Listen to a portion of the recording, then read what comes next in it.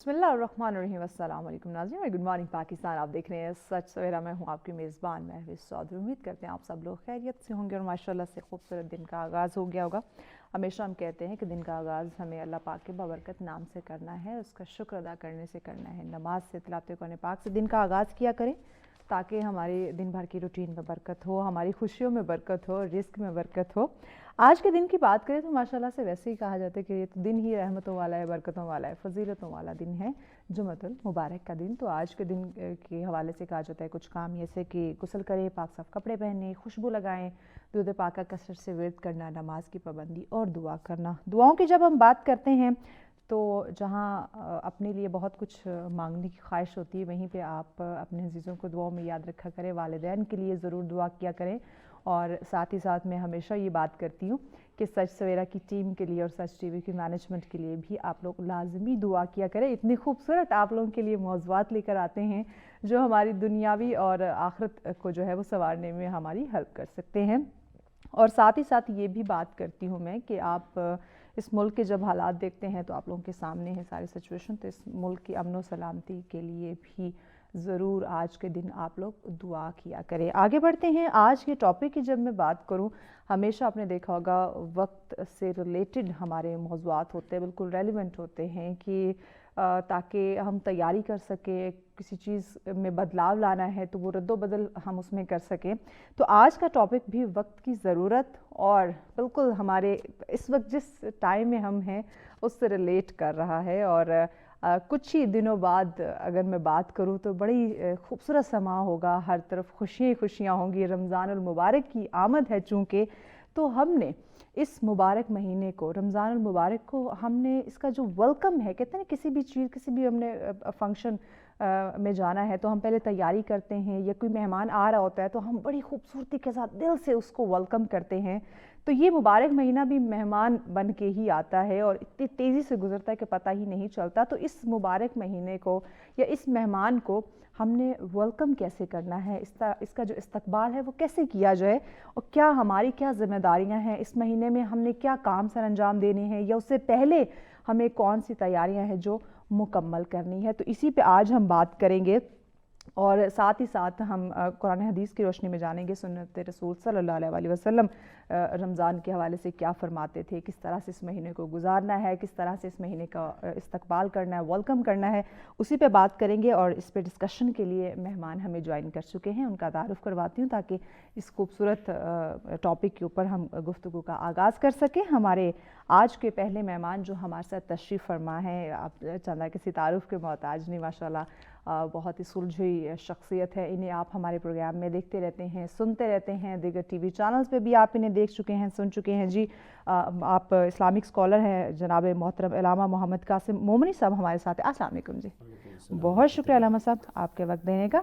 नाज़रीन, उनके साथ अगले हमारे मेहमान जो तशरीफ़ फरमा हैं सच के बड़े लाडले हैं और बड़ी फरमाइश पे जो है वो हमारे प्रोग्राम में तशरीफ़ लाते हैं। इन्हें आप सुनते रहते हैं जी, ना सिर्फ हमारे प्रोग्राम में, हमारे टीवी चैनल पे, बल्कि दीगर टीवी चैनल्स पे भी आप इन्हें सुन चुके हैं जी। कारी इनामुल हक साहब हमारे साथ हैं, नात ख्वाएं आप। अस्सलाम वालेकुम। बहुत शुक्रिया कारी साहब, वक्त दिया। दरख्वास्त है कि प्रोग्राम का आगाज़ आप ही करें हम बारी ताला से, बिस्मिल्लाह कीजिए।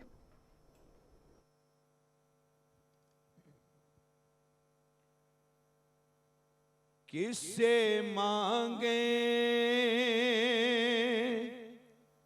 कहाँ जाएं, किससे कहें, और दुनिया में हाजत रवा कौन है। सबका दाता है तू, सबको देता है तू, तेरे बंदों का तेरे सिवा कौन है। सबका दाता है तू, सबको देता है तू, तेरे बंदों का तेरे सिवा کون ہے کس سے مانگے کہاں جائیں کس سے کہیں اور دنیا میں حاجت روا کون ہے کون مقبول ہے کون مردود ہے بے خبر کیا خبر تجھ کو کیا کون ہے کون مقبول ہے کون مردود ہے بے خبر کیا خبر تجھ کو کیا کون ہے جب تو لیں گے عمل سب کے میزان پر جب تو لیں گے عمل سب کے میزان پر تب کھلے گا کہ کھوٹا کرام کون ہے سب کا داتا ہے تو سب کو دیتا ہے تو تیرے بندوں کا تیرے سوا کون ہے اہل فکر و نظر جان دیں گے تجھے کچھ نہ ہونے پہ بھی مانتے ہیں تجھے اہل فکر و نظر جان دیں گے تجھے کچھ نہ ہونے پہ بھی مانتے ہیں تجھے اے نصیر اس کو تو فضل باری سمجھ اے نصیر اس کو تو فضل باری سمجھ ورنہ تیری طرف دیکھتا کون ہے کس سے مانگے کہاں جائیں کس سے کہیں اور دنیا میں حاجت روا کون ہے جزاک اللہ بہت شکریہ قاری انعام الحق صاحب. ناظرین آج کا موضوع جس پہ گفتگو کا آغاز کرنے جا رہے ہیں استقبال رمضان المبارک ماہ مبارک اس رمضان کو ہم نے ویلکم کیسے کرنا ہے اس کا جو استقبال ہے وہ کیسے کیا جائے ہماری کیا ذمہ داریاں ہیں اسی پہ ڈسکشن کا آغاز کرنے جا رہے ہیں. جی محترم جناب علامہ محمد قاسم مومنی صاحب آپ ہی سے آغاز کر رہے ہیں. رمضان المبارک کی جب ہم بات کرتے ہیں سب سے پہلے تو اس کے جو تاریخی پس منظر ہے جو تاریخی حیثیت ہے اس پہ بسم اللہ کرتے ہیں اس حوالے سے جانتے ہیں. اعوذ باللہ من الشیطان الرجیم بسم اللہ الرحمن الرحیم وبہ نستعین وهو خیر معین وصلی اللہ علی سیدنا محمد وآلہ بیتہ الطیبین الطاہرین. اما بعد فقد قال اللہ عز وجل بسم اللہ الرحمن الرحیم یا ایہا الذین آمنوا کتب علیکم الصیام کما کتب علی الذین من قبلکم لعلکم تتقون.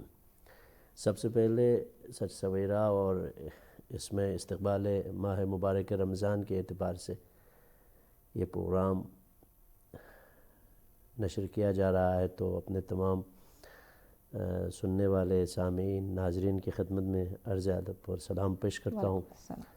اور سب سے اہم دعا یہ ہے کہ جو خشک سالی کے مسائل چل رہے ہیں اور پورا پاکستان اس وقت قلت آبی کے مسائل سے دوچار ہے انشاءاللہ ماہ مبارک رمضان کی آمد کے ساتھ اللہ کی طرف سے رحمتوں کی بارش بھی ساتھ ہو جائے. یقیناً پانی ہی سے زندگی ہے اور اس کی بقا ہے. اور اس کے ساتھ ساتھ جو بھی ہمارے زحمت کرنے والے سچ سویرا کے ٹیم، ان کا بھی خصوصی طور پر شکریہ ادا کرتا ہوں کہ ان کی توفیق، ان کے ذریعے سے توفیق حاصل ہو جاتی ہے بندے حقیر اور ہماری ٹیم دنیا کے اندر انسانیت، اخوت، ایثار، محبت، عشق کے پیغام کو قرآن اور سنت کے لبادے میں آئینے میں پیش کرنے کی ہم کوشش کرتے ہیں۔ اور اس کے ساتھ ساتھ جو حادثہ ہوا ہمارے منقبت خواہ اور نوحہ خان، جس نے پورے پاکستان بلکہ پورے دنیا کو مغموم کیا، وہ چھوٹے سے بچے، اگرچہ ابھی وہ گلاب کھلے نہیں تھے، جس میں سے وہ خواجہ علی کاظم ہے اور ان کا برادر خواجہ ندیم، اور انتہائی زبردست پڑھنے والا نعت خواں جان ندی کاظمی اور زین ترابی، ان کی شہادت اور ان کے رحلت واقع ہم سب کے لیے باعث تأسف ہے، اور انشاءاللہ ان مداحان اور منقبت خواہوں اور نعت پڑھنے والوں کو رسول رحمت اور اہل بیت ان کے چاہنے والوں کے دسترخوان پہ مہمان قرار فرمائیں گے، اور ان کے لواحقین کو بھی ہم اس سچ ٹیلی ویژن کے اس چینل سے، سچ سویرا سے تسلیت و تعزیت پیش کرتے ہیں۔ تو گفتگو ہماری جو ہے استقبال ماہ مبارک رمضان میں اہم پہلو ہے، وہ تاریخی پہلو ہے۔ قرآن مجید فرقان حمید نے سورہ بنی اسرائیل کے اندر واضح طور پر فرمایا وَلَقَدْ كَرَّمْنَا بَنِي آدم، ہم نے اولاد آدم کو مکرم کیا ہے۔ تکریم آدم کی بہت ساری چیزیں ہیں، ایک ذاتی فضیلت ہے، اور اس ذاتی فضیلت کے اندر کیوں فضیلت دی گئی؟ ایک آدمی کے اندر یہ صلاحیت عطا کر دی ہے، تو یہ صلاحیت کیوں پروردگار عالم نے عطا کی؟ اس لیے عطا کی کیونکہ اس کے اندر خدا کی اطاعت کرنے کی صلاحیت موجود ہے۔ یقیناً جیسے نماز ہے، روزہ ہے، حج ہے، زکوٰۃ ہے، خمس و جہاد ہے، امر بالمعروف نہی عن المنکر، یہ جتنے بھی چیزیں آپ پڑھتے ہیں دیکھتے ہیں، اس میں انسانوں کے علاوہ کسی اور چیز کے اوپر اس طرح واجب نہیں ہے۔ بس یہ انسانوں کے اوپر اگر ان چیزوں کو واجب قرار دیا ہے تو یہی انسان کی فضیلت ہے۔ یعنی عمل کرنا انسانی اعتبار سے یہ فضیلت ہے۔ وَلَقَدْ كَرَّمْنَا بَنِي آدَمَ وَحَمَلْنَاهُمْ فِي الْبَرِّ وَالْبَحْرِ، خشکی اور تری میں آپ دیکھیں زمین و آسمان کے اندر سینکڑوں پروردگار عالم کی مخلوقات موجود ہیں، لیکن بنی آدم کو فضیلت دی۔ اور روایت کے اندر موجود ہے کہ امیر المومنین علیہ السلام نے فرمایا روزے کی 7 خصلتیں ہیں، وہ آگے جا کر ہم بیان کریں گے، اس میں سے سب سے بڑی خصلت یہ ہے کہ اس روزے کے ذریعے سے پروردگار عالم نے حضرت آدم کے خطاؤں کو چھپا لیا۔ یعنی روزے کے ذریعے سے حضرت آدم کی خطاؤں کو چھپا لیا، تو اس سے یہ پتہ چلتا ہے کہ حضرت آدم جو ابو البشر ہے انہوں نے روزہ رکھا۔ صحیح، یہ روایت امیر المومنین ہے، اور اس کے پیراہے میں اگر آپ دیکھیں تو پھر حضرت آدم سے جو ترک اولا ہوئے تھے، اس کو پروردگار عالم نے پردہ پوشی کی، چھپایا ان کے خطاؤں کو۔ صحیح، تو چھپانے کے اندر جو علت اور ریزن تھی وہ کیا تھی جی؟ روزہ ہے، روزہ تھا۔ ٹھیک، محترم ہمارے اگلے مہمان ہمیں جوائن کر چکے ہیں، ان کا تعارف کرواتے ہیں، پھر ناظرین گفتگو کے سلسلے کے سے ہم کنٹینیو رکھیں گے۔ مذہبی اسکالر ہیں جی آپ، ڈاکٹر عتیق رضا صاحب ہمارے ساتھ ہیں۔ السلام علیکم۔ وعلیکم السلام۔ بہت شکریہ ڈاکٹر صاحب، وقت دیا آپ نے جی۔ محترم اب کنٹینیو کیجیے۔ تو مطلب یہ ہے کہ تاریخی اعتبار سے جو ہمارا سوال تھا کہ روزے کا جو تاریخی حیثیت کیا ہے، تو یہاں سے یہ بات معلوم ہو جاتی ہے کہ حضرت آدم سے پہلے تو ہمارے اعتبار سے کوئی اور مخلوق نہ تھی، حضرت آدم سے سلسلہ شروع ہوا۔ اسی کو پروردگار عالم نے سورہ بقرہ کے اندر بھی ارشاد فرمایا، صحیح، یا ایھا الذین آمنوا، اے ایمان لانے والو، کتب علیکم الصیام، تم پر روزہ فرض کر دیا گیا ہے، صحیح، کما کتب علی الذین من قبلکم، یہ نہ سمجھنا کہ صرف تمہارے اوپر یہ روزے فرض کیے گئے ہیں، تم سے پہلے بھی لوگوں پہ روزہ فرض کیا گیا ہے۔ بس آدم سے لے کر خاتم تک جتنے بھی انبیاء ما سلف، رسل उलुल अज़्म हस्तियाँ गुज़र गए हैं, उन्होंने और उनके उम्मतियों ने रोज़े रखे हैं। हाँ, रोज़े की कंडीशन के एतबार से फ़र्क थे, दिनों के एतबार से फ़र्क थे, घंटों के एतबार से, लहज़ात के एतबार से, खाने पीने के एतबार से, तो फिर हर ज़माने के इख्तिज़ाआत और शराइत के मुताबिक रोज़े रखे, लेकिन है रोज़ा, लेकिन फ़र्ज़ था, फ़र्ज़ है। बस यहाँ पर या अय्युहल्लज़ीना आमनू, हमने शायद किसी प्रोग्राम में बताया है कि देखिए ये अभी मेरे सामने कैमरा है, कैमरे में तो सिर्फ मुझे फोकस किया हुआ है, मेरे अलावा बहुत सारे लोग हैं, लेकिन दुनिया ज़ाहिरन मुझे देख रहे हैं। ऐसे कह रहे कि या अय्युहल्लज़ीना का मतलब अगर तर्जुमा इसका करूं तो फिर इसे फोकस करने का माना है।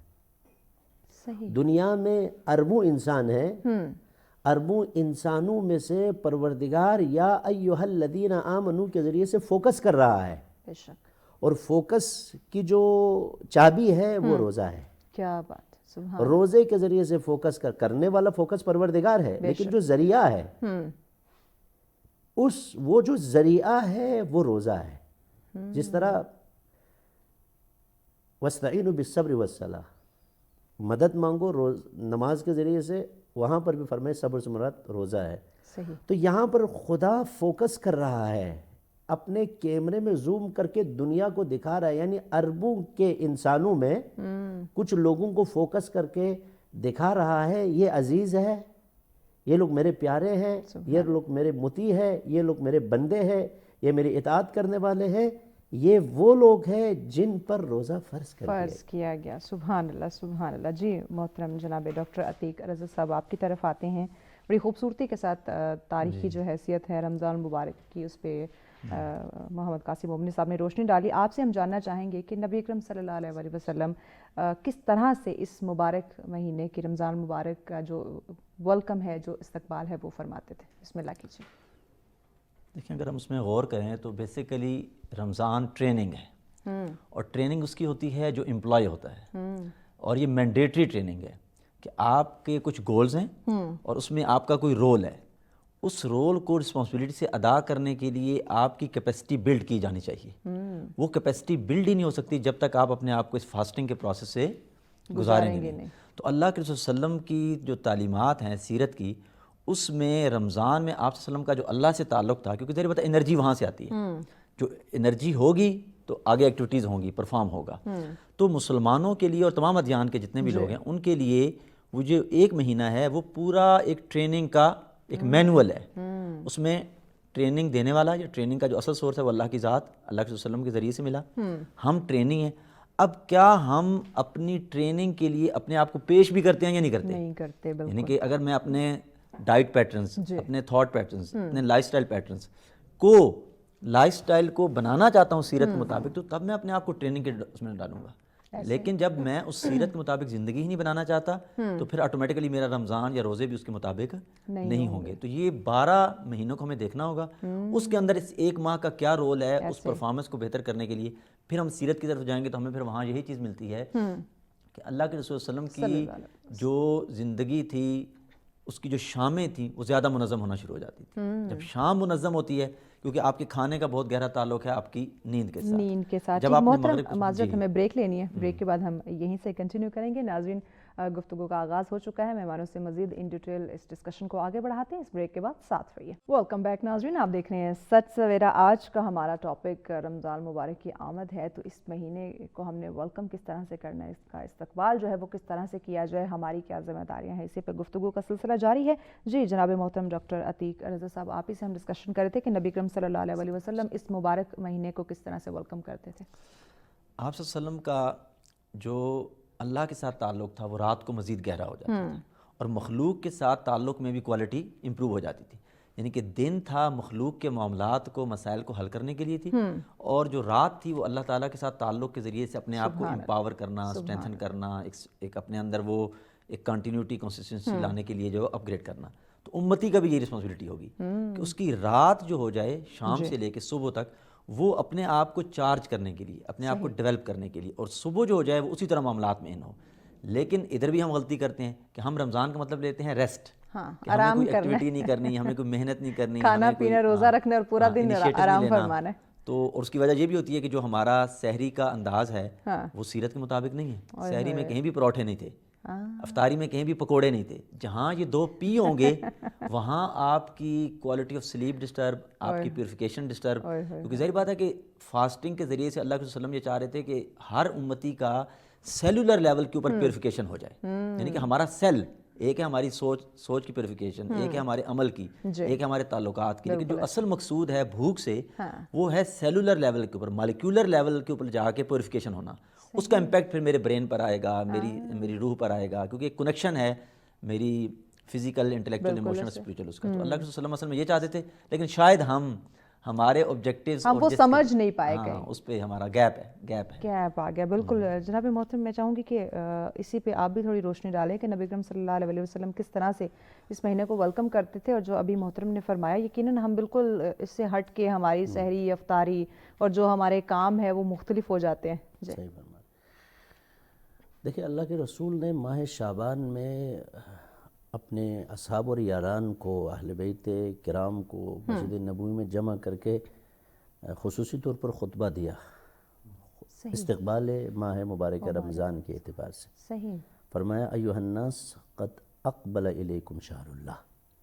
یہاں پر ایھا المسلم نہیں کہا, اے مسلمانوں آپ ہیں مسلمان روزہ دار, لیکن آپ کے روزے کے اندر یہ کیفیت ہو کہ لوگ آپ کے روزے کو سمجھے. پیغام انسانوں کے ساتھ روزہ ہے, نہ کہ مسلمان تو روزہ رکھیں گے. جو بھی رسول اللہ کے ساتھ مسجد نبوی میں تھے, آج بھی جاتے ہیں, آج میں ہماری مسجدوں میں جو آتے ہیں وہ روزہ دار ہوتے ہیں. لیکن اللہ کے رسول نے یا ایھا المؤمن, یا ایھا المسلم نہیں کہا, یا ایھا الناس, اے لوگو. یعنی قیامت تک آنے والے اس مدینے کی وادی سے نکل کر شرق و غرب, افریقہ سے لے کر امریکہ, یورپ سے لے کر تبت و لداخ سے لے کر آپ کی دنیا کی کسی بھی پٹی کے اندر جو لوگ قیامت تک آئیں گے, ان سب کے لیے روزے کی برکات کو سمجھانا آپ کی ذمہ داری ہے. اسی وجہ سے اللہ کے رسول نے فرمایا کہ ایھا الناس, اے لوگو, یعنی روزہ تمہارے لیے ہے, لیکن اصحاب کے کندھوں پہ یہ ذمہ داری تھی. تو یہ جو استقبال ہے یہ 2 لفظ نہیں ہے ہمارے, جو استقبال ایک لفظ نہیں ہے, معذرت چاہتا ہوں 2 لفظ ہے. اصل میں یہ اقبال سے ہے, استقبال قبال کے ساتھ جڑ کے استقبال بنا ہے. اقبال رحمت اللہ علیہ وہی ہے اقبال جس کو اللہ نے اتنی عزت دی, آبرو دی, اسی سے ہے. یعنی جس کی طرف اقبال آبرو رخ کرے اسے کہتے ہیں اقبال, یعنی گڈ لک آدمی کو کہتے ہیں. استقبال یعنی یہ وہ مہینہ ہے جس سے انسانوں کی گڈ لک شروع ہو جاتی ہے. کیا بات, سبحان اللہ. کیوں؟ اس لیے کہ یہ مبارک مہینہ ہے. یہ رمضان, رمز را میم ضاد عربی میں یعنی جلا کر خاکستر کرنے والے کے لیے استعمال کیا جاتا ہے. رمز کا مطلب کیا ہے؟ جس طرح لکڑ سے ایک چیز جلا کر خاکستر کر دیا جائے, اس کے وجود کو ختم کیا جائے, اسی طرح روزے کے ذریعے سے انسانوں کے تمام گناہوں کو پروردگار جلایا جاتا ہے. کیا بات. لہٰذا استقبال کا مطلب یہ ہے کہ اگر آپ رخ کریں گے ادبار نہ ہو جائے. اب بہت سارے لوگ ماہ مبارک رمضان میں اگرچہ وہ رمضان کی طرف بڑھ رہا ہے, لیکن دل رمضان کی طرف نہیں ہے, نیت رمضان کی طرف خالص نہیں ہے. اللہ کے رسول یہی فرمانا چاہتے ہیں, ایھا الناس قد اقبل الیکم شہر اللہ. رمضان کے بعد جو شوال ہے, ذیقعد ہے, ذی الحج ہے, محرم ہے, سفر ہے, جتنے بھی 11 مہینے ہیں وہ بھی تو اللہ کا مہینہ ہے, وہ بھی شہر اللہ ہے ان میں سے. صرف اس کو شہر اللہ کیوں کہا؟ کہا اس لیے کہا کہ اس کے استقبال کے لیے پروردگار عالم نے قرآن مجید کو نزول کی صورت میں قرار دیا ہے. یعنی تم صرف اس کے استقبال میں نہیں ہو, اس کے استقبال کے لیے تم سے پہلے پروردگار نے قرآن کو استقبال کے لیے بھیجا ہے. تم سے پہلے اللہ کے رسولوں نے, اس سے پہلے عرض کیا 1,23,999 انبیاء نے رمضان کا استقبال کیا ہے, پھر آپ کر رہے ہو, کہ آپ پہلے اور آخری نفر نہیں ہیں. لہٰذا استقبال کا مطلب یہ کہ اس میں ایک آبرو اور عزت ہے. کچھ لوگ بڑے پریشان ہو جاتے ہیں, ہائے اللہ ماہ مبارک رمضان آ رہے ہیں, ہمارے راشن کیا بنے گا, ہمارے کھانے پینے کی فکر ہونا شروع ہو جاتی ہے. یہ سینکڑوں مسائل ہمارے ذہن کو الجھا دیتے ہیں. تو اس کا مطلب یہ ہے کہ آپ اصل چیز کیا ہے, اس سے جو آبرو ملنے والی ہے، اس سے جو عزت، بالکل برکت، وقار، شرف، منزلت انسان کے لیے ملنے والی ہے، اس کی طرف آپ چلے جائیں گے تو پھر پروردگار عالم اس کی برکتوں کو انسانوں کی زندگی کے داخل کر سکتے ہیں۔ کیا بات ہے، سبحان اللہ سبحان اللہ۔ جی محترم جناب ڈاکٹر عتیق رضا صاحب، ماہ رمضان کے اہتمام میں ہماری کیا ذمہ داریاں ہونی چاہیے؟ کس طرح سے ہم اپنی ذمہ داریوں کو سمجھیں اور پھر انہیں ادا کرنے کی، پورا کرنے کی کوشش کریں؟ لیکن دو لفظ ہیں، ایک ہیں رائٹس اور ایک ہیں رسپانسبلٹیز۔ دنیا میں سارے جھگڑے اس وجہ سے ہیں کہ ہم رائٹس کی بات کرتے ہیں، رسپانسبلٹیز کی بات نہیں کرتے۔ اوورآل پورا ماڈل ایسے ڈیزائن ہوا ہے۔ اگر ہم یہ سمجھ جائیں کہ میری جو رسپانسبلٹیز ہیں ان کو ادا کرنے میں میرا جو نفس ہے یا میری جو ریئل ہیومن ہے جو میرے اندر، اس کے اوپر کیا کیا مسائل آ چکے ہیں پچھلے 10-11 سال کے پروسیس کے دوران، میں اپنے آپ کو انڈرسٹینڈ کروں گا کہ میں ابھی کہاں ہوں اور رمضان کے بعد مجھے کہاں ہونا چاہیے۔ ٹھیک ہے، اگر میں اس کی کوانٹیفیکیشن کر لیتا ہوں، میجرمنٹ کر لیتا ہوں کہ بھئی شعبان کا اب اینڈ آ رہا ہے اور رمضان کا جب اینڈ ہو، شوال کا سٹارٹ ہو، تو مجھے اس 1 مہینے کے ٹریننگ پروسیس کے بعد میرے نفس کی یہ کیفیات ہونی چاہیے۔ اور اگر کوئی وہاں پر اس نفس میں مسائل ہیں، چاہے وہ ہاں بالکل، تو وہ ان کا تعلق خوف کے ساتھ ہو، اس کا ڈیزائرز کے ساتھ ہو، اس کا مائنڈ فلنس نہ ہونے کے ساتھ ہو، اس کا ریلیشن شپس کے ساتھ ہو، جہاں پرابلم آ گیا میرے نفس میں، تو میں رمضان کے ذریعے سے، کیونکہ اگر مجھے کلیئرٹی نہیں ہے کہ میں رمضان سے کیا چاہتا ہوں، تو آٹومیٹیکلی میں اپنی رسپانسبلٹیز کو ادا کرنے کے لیے اپنی کیپیسٹی نہیں بلڈ کر پاؤں گا۔ تو نفس کو جاننے کے لیے پھر کیا ضروری ہے کہ نفس بیسیکلی ایک مشکل ٹرم ہے، ریلیجیس اس میں ایک مشکل ٹرم ہے کہ بھئی ہے کیا، یہ کوئی آئیڈینٹی ہے، یہ کوئی فیلنگ ہے، کوئی کیفیت ہے۔ تو کیونکہ میرا اپنا پی ایچ ڈی کا تھیسس اسی پر تھا، تزکیہ نفس پر، انر پیس پر تھا، ٹھیک ہے، تو مجھے جو بات سمجھ آئی کہ جسم، دل، دماغ اور روح، ان چاروں کے ملنے سے، اس کے کمبینیشن سے ایک کیفیت ڈیولپ ہوتی ہے جس کو ہم نفس کہتے ہیں۔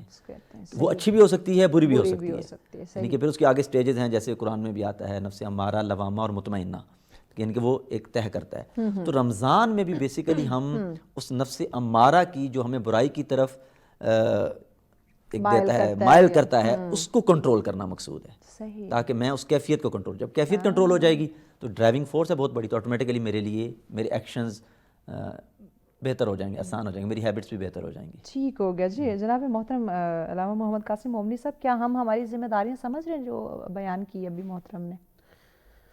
دیکھیں، ذمہ داری کا جو دائرہ ہے بہت وسیع ہے، اور پروردگار عالم نے ذمہ داری کے اندر جو کیٹیگری بنایا ہے اس میں تربیتی پہلو کو بہت واضح طور پر اجاگر کر دیا ہے۔ حتیٰ کہہ رہے کہ آپ سحری کے وقت آپ کا بچہ، آپ اس کو رمضان میں جلدی سے سلائے جی، اور سحری کے وقت اٹھائے، کیونکہ سحری میں ایک برکات ہے، بے شک، اس برکات میں روزہ داروں، اگر روزہ داروں کے لیے بہت زیادہ برکت ہے، لیکن روزہ داران جو نہیں ہے، اس کے علاوہ رمضان کی جو برکتیں ہیں اس میں سے جو سب سے بنیادی حصہ ہے وہ سحری کا ہے۔ اسی لیے کہتے ہیں مائیں بچوں کو اٹھائے، اگر دودھ بھی پلانا ہے تو اسی پیریڈ میں پلانے کی کوشش کرے، اور ہم تو کہتے ہیں چھوٹا بچہ سوتا رہے۔ ہاں یہی ہے۔ اسی لیے حافظ شیرازی بہت بڑے شاعر گزرے ہیں، ان سے پوچھا ہے کہ آپ کے ساتھ اس حد تک کیوں برکت ہے، آپ کی زبان کے اندر، آپ کے وجود کے اندر، آپ کی ہستی کے اندر پروردگار عالم نے اس حد تک نعمتیں کیوں ہیں؟ انہوں نے کہا کہ سحر خیزی و انفاس النسیم، سب سے بڑی بات میری زندگی کے اندر کیا ہے، وہ سحر خیزی ہے۔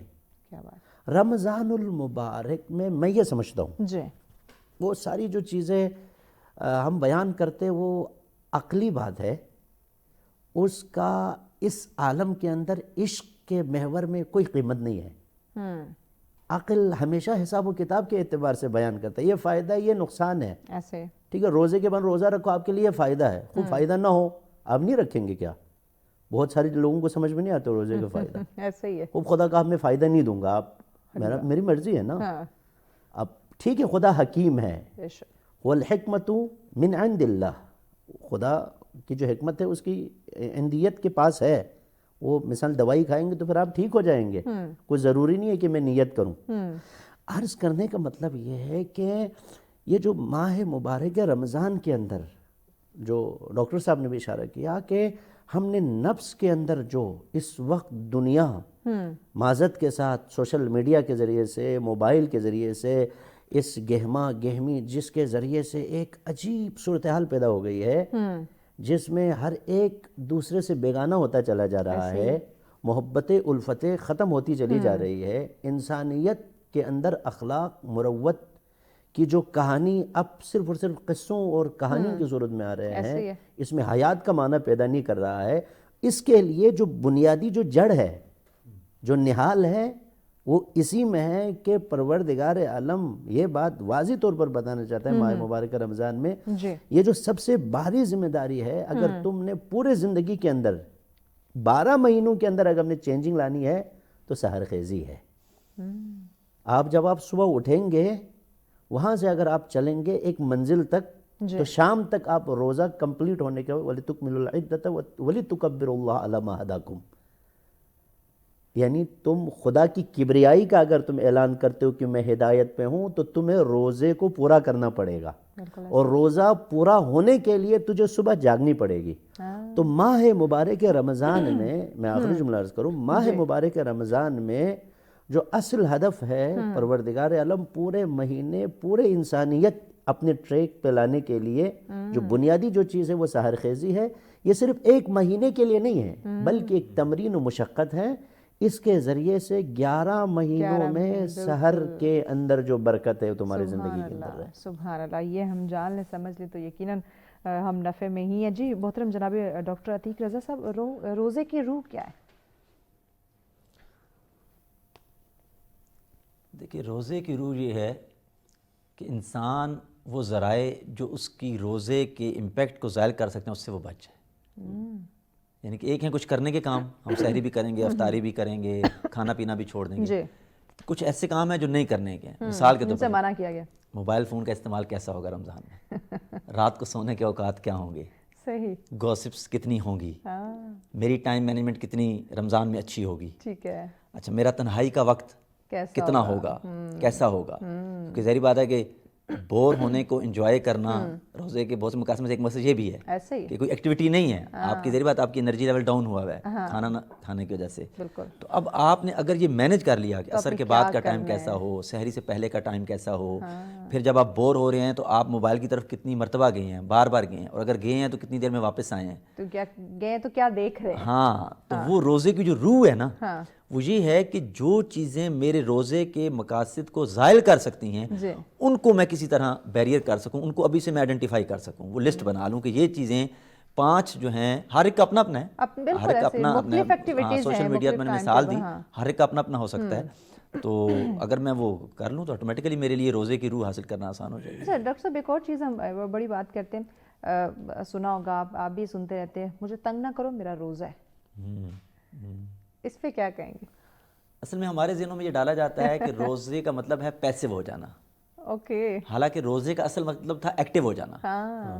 یعنی کہ میرے ذہن میں یہ ہے کہ میرا اب روزہ ہے تو مجھے کوئی ہارڈ کام نہیں کرنا، مجھے محنت نہیں کرنی، مجھے ٹریولنگ نہیں کرنی، مجھے کچھ ایسا کرنا نہیں ہے، بات ہی نہیں کرنی۔ ہاں بالکل، یہ یعنی کہ ہمارے ذہنوں میں ہوتا ہے۔ حالانکہ بھوک اصل میں آپ کی پرفارمنس کو بڑھاتی ہے، بھوک بہت سی بیماریوں کا علاج ہے، بھوک آپ کی انرجی کو ہائی کرنے کا ایک انداز ہے جدید، اس میں انٹرمیڈنٹ فاسٹنگ کا پورا ایک تصور ہے کہ وہ بھوک بری چیز نہیں ہے، لیکن ہمارے ذہنوں میں یہ ہے کہ سحری اتنی کروں۔ اچھا، ہم نے ایک مائنڈ سیٹ بنا لیا ہے نا اپنا، اس مائنڈ سیٹ کے مطابق ہم چل رہے ہیں کہ بھئی بھوکا ہونے کا مطلب ہے میں کوئی غریب ہوں، بھوکا ہونے کا مطلب ہے کہ میں کوئی ڈپرائیوڈ ہوں، بھئی بھوکا ہونے کا مطلب ہے میں انرجیٹک ہوں، بھوکا ہونے کا مطلب ہے کہ میرا سیلف کنٹرول بہتر ہے۔ تو سحری میں اتنا کھانا کھانا ہے کہ بھئی ظہر کے بعد مجھے بھوک لگنی شروع ہو جائے، یہ اصولی طور پر ہونا چاہیے۔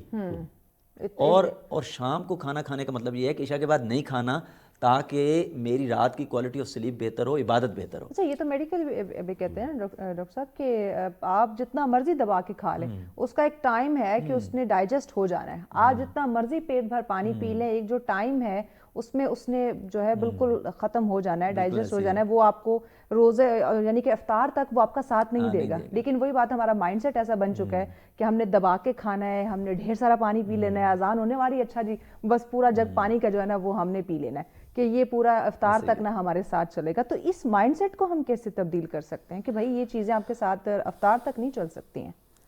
دیکھیں، جب ہمیں ایک بات سمجھ آ جائے گی نا کہ میرے جسم میں جو طاقت اور قوت پیدا ہوتی ہے اس کا 30% خوراک سے، باقی 70% ہے سورج کی روشنی، مٹی، پانی اور بریدنگ، ہوا. یعنی کہ صرف 30% آف انرجی کا تعلق غذا سے ہے. لیکن کیونکہ ہمارے فور فادرز کو غذا مشکل سے ملتی تھی، ظاہری بات ہے کہ جو ہمارے بڑے تھے 300 400 500 600 سال پہلے، تو غذا ملی تو اگلی غذا ہو سکتا ہے 2 دن بعد ملے، تو وہ کھانا یہ سمجھے کھاتے تھے کہ پتہ نہیں اب دوبارہ ملے گا نہیں ملے گا. ہم آج تک غریب ہیں ذہنی طور پہ، بہت کچھ ہونے کے باوجود ہمارا مائنڈ سیٹ وہی ہے کہ یہ کھانا شاید زندگی کا آخری کھانا ہے، کوئی فاقہ آ جائے گا یا کوئی جو ہے وہ ایسا مسئلہ ہو جائے گا. تو اگر ہم یہ اپنی ہیبٹس کو، اپنے ڈائٹ پیٹرنس کو، برین کو کنٹرول دینا چاہیں نا، یا روح کو دیں، یا اللہ کی ذات نے جو احکام دیے اس کو دیں رمضان کے حوالے سے، تو بہت زبردست موقع ہے. لیکن اتنا آسان نہیں ہے. یہ ٹریننگ کے لیے جیسے اچھے اداروں کی ٹریننگ ہوتی ہے اور آپ کو پہلے پریپیئر کیا جاتا ہے، جو آپ لوگ بھی کر رہے ہیں کہ بھئی پریپیئر ہوں کہ بھئی یہ ٹارگیٹ ہے، مجھے اپنی غذا کو 10%، 20%، 30% پہ لانا ہے. جو میں نے شبان میں کھائی ہے اور جو رمضان میں کھائی ہے یہ 30% ہوگی. میرا جو موبائل کا یوزیج ہے یہ 30% ہوگا.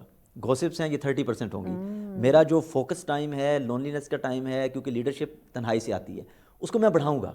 صرف ذکر اذکار نہیں بلکہ مراقبہ یا اکیلے بیٹھنا، reflection time, me time, self appointment, اس کو میں بڑھاؤں گا. رمضان بہت اچھا موقع ہے اس کا. یقیناً ایک اچھا موقع ہے. جی جناب محترم علامہ محمد قاسم مومنی صاحب، روزے کی روح کو جاننے اور سمجھنے کے لیے ہمیں ہمارے معاملات پہ جو ہے وہ نظر دوڑانی ہوگی، جو کہ بالکل ہم نہیں کرتے. بس وہی بات کہ ہم نے دبا کے سحری کرنی ہے اور پورا دن کوئی ہمیں تنگ نہ کرے، ہمیں کوئی کام نہیں کرنا، اور سارا دن جو ہے وہ بیٹھ کے ہم نے موبائل یوز کرنا ہے اور کوئی نہ کوئی مووی دیکھنی ہے یا سونا ہے. کیا روزے کا مطلب یا مقصد یہ ہے؟ جی دیکھیں، اصل میں جو روح رمضان ہے وہ اطاعت امر مولا ہے، کیونکہ خدا حکیم ہے. حکمت کے مطابق روزے کو پروردگار عالم نے واجب قرار دیا. امیر المومنین صلوات اللہ علیہ نے جو البلاغہ کے اندر، کیونکہ روزہ بھی عبادتوں میں سے ایک عبادت ہے اور اس کے روح کی طرف اشارہ کیا ہے، وہاں پر ایک متین جملہ امیر المومنین صلوات اللہ علیہ نے فرمایا ہے کہ دنیا کے اندر اے انسانوں جب تم دیکھو گے تو پھر 3 چیزیں نظر آؤ گے. یعنی انسانوں سے مراد وہ انسان نہیں ہے، کچھ حیوان نما انسان ہیں، ان سے نہیں کہہ رہے. اے انسانوں تم 3 کیٹیگری کے لوگ دیکھو گے. ایک وہ حیوانات ہے جو سر جھکا کر کھاتے رہتے ہیں، ان کا کام سر جھکا کے، آپ گائے کو دیکھ لیجئے، آپ بکریوں کو دیکھ لیجئے، آپ ان کے سامنے اگر آپ کوئی چیز ڈالیں تو سر جھکائے ہوئے کھاتے رہیں گے، بس عشق سے سرشار. ان کو کھانا ضروری ہے تاکہ ہمیں بتانے کے لیے بالکل ایسے کہ اے انسانوں اس حیوانوں کو خلق کیا ہے، تسخیر تم نے کرنا ہے. خالق وہ ہے، تسخیر کا جو رمز و اسرار دیا ہے تجھے دیا ہے، تم نے سمجھنا ہے یہ حیوان ہے. اس کے بعد پھر فرمایا کہ دوسرا گروہ وہ درندوں کا گروہ ہے، جیسے شیر، چیتا، بھیڑیا. ان کا ہم اور غم یہ ہوتا ہے کہ میں کس طرح اپنے شکار پہ حملہ آور ہو جاؤں، اس کو چھیڑ دوں، پھاڑ دوں، اس کے گوشت کو، خون کو چوسوں. اسی یہ یعنی 24 گھنٹے یہ درندگی کے بارے میں سوچتے ہیں. ایسے اس کے بعد فرماتے ہیں کہ ایک اور ہے مخلوق انسانوں میں سے مومنین کا ہے، وہ ان دونوں سے ہٹ کے خدا کی بندگی اور عبادت میں بھی لگے ہوئے ہیں. سبحان اللہ. کھاتے ہیں تو درندگی کی طرح نہیں کھاتے، کھاتے ہیں تو پھر حیوانوں کی طرح نہیں کھاتے ہیں، کھاتے ہیں لیکن انسانوں کی طرح کھاتے ہیں. ایسے یعنی کسی چیز کو حاصل بھی کرتے تو پھر درندوں کی طرح حاصل نہیں کرتے. وہ اکثر ان کے اوقات عبادت کے اندر گزر جاتے ہیں. تو یہاں سے یہ پتہ چل جاتا ہے کہ روزہ کے اندر جو روح ہے وہ تجھے درندگی اور حیوانیت سے دور کرتا ہے. اگر خدا نخواستہ جیسے آپ نے فرمایا کہ ڈاکٹر صاحب نے فرمایا، بس غم اور ہم یہ ہو کہ سحری کے اندر ہر وہ چیز کھائیں جس سے آپ کا معدہ الامان کرتے ہوئے پہنچ جائے، اور اللہ نہ کرے مجھ جیسا بندہ کوئی بار یہ ہوتا ہے کہ سحری اس طرح کھاتا ہے کہ وہ دوپہر کو ہی ڈاکٹر کے پاس چلے جاتے ہیں. اللہ یہ واقعاً میں اس پہ رائے میں کر رہا ہوں کہ یہ جو عبادت کے اندر جو روح ہے اس میں بصیرت ہے. اگر عبادت سے ہمیں بصیرت مل جائے، اگر عبادت کے ذریعے سے بصیرت نہ ملے، عبادت کے ذریعے سے آپ کے وجود کے اندر بصیرتی پہلو نہ آئے تو پھر بصارت میں تو عقاب کی آنکھیں ہماری آنکھوں سے بہت تیز ہے، وہ کتنے سینکڑوں میل اپنے شکار کو دیکھ کر دیکھ لیتا ہے. بالکل. بس یہاں سے یہ بات واضح ہو جاتی ہے کہ عبادتوں کے ذریعے سے تمہارے دل کے دریچے کھلے. تو جناب محترم مومنی صاحب، یہ جو ہم دیکھتے ہیں رمضان میں کہ لوگوں نے روزہ رکھا ہوا ہوتا ہے، اور جو خاص کر افطاری کے قریب کے جو اوقات ہوتے ہیں اس میں لڑائی جھگڑا اور کس طرح سے وہ دل برداشتہ ہوئے ہوتے ہیں، اس پہ بات کرتے ہیں. بریک لینی ہے. بریک کے بعد ناظرین اس سلسلے کو ڈسکشن کو آگے بڑھاتے ہیں، ہمارے ساتھ رہیے گا. کم بیک ناظرین، آپ دیکھ رہے ہیں سچ سویرا. آج کا ہمارا ٹاپک جس میں ہم بات کریں رمضان مبارک کی آمد ہے، تو اس کا استقبال کیسے کرنا ہے، اسے ویلکم کیسے کیا جائے اور ہماری کیا ذمہ داریاں ہیں، اسی پہ ہم بات کریں. مہمان ہمارے ساتھ موجود ہیں. جی جناب محترم علامہ محمد قاسم مومنی صاحب، آپ ہی سے گفتگو ہو رہی تھی کہ رمضان مبارک میں ہم دیکھتے ہیں خاص کر افطار کے قریب کے وقت دیکھتے ہیں کہ لوگ بہت دل برداشتہ ہوئے ہوتے ہیں. اگر ذرا سی ان سے بات کر لی جائے تو وہ آگے لڑائی جھگڑے پہ اتر آتے ہیں. ایون اگر اب وہ روڈ پہ ڈرائیو کر رہے ہیں، کسی نے ہارن دے دیا ہے تو وہاں پہ لڑائی جھگڑا جو ہے وہ آپ نے دیکھا ہوگا شروع ہو جاتا ہے. تو آیا جو روزے کا ایک مطلب ہے، ایک مقصد ہے، وہ تو ہم نے نہ سمجھا، بس وہ خالی پیٹ رہنے والی بات ہے کہ کچھ گھنٹے ہم نے بس خالی پیٹ رہنا ہے. ایک حدیث ہے، امیر المومنین صلی اللہ علیہ فرماتے ہیں کہ اگر پیسہ دولت اگر تم اس کو چلاؤ تو تم مکرم اور صاحب فضل بنو گے، اس کے ذریعے سے اہل خیر بنو گے، اہل فضل بنو گے، یتیموں بیواؤں اسیروں کی مدد ہو جائے گی. لیکن اگر خدا نخواستہ اگر تم نااہل ہو، پیسہ تجھے چلائے، تو اس صورت میں یہ تجھے برباد کر دے گا. یہی پیسہ. اب دنیا کے اندر دو لوگ ہیں جن کے پاس پیسے ہیں، وہ پیسے کو چلا رہے ہیں، جس کی وجہ سے آپ دیکھ لیجئے